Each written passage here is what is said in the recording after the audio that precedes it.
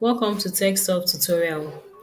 This video will show you how to maximize your Google Chrome window. Open up your Google Chrome browser in your PC. Press and hold the F11 key on your keyboard to maximize and make the window full screen. So, when you press and hold the F11, it makes your window full screen.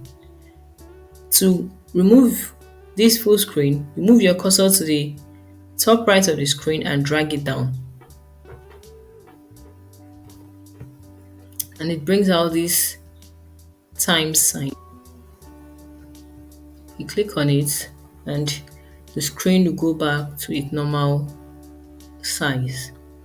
Another way to do this is to click on the three dots at the top right of the screen. In the zoom section, you click on the picture frame beside it here and it will maximize the window, making it go full screen. To close the same way, you drag your mouse up to the top right and you click on the S sign. So that's all for the video, guys. Don't forget to like and subscribe to the channel for more videos.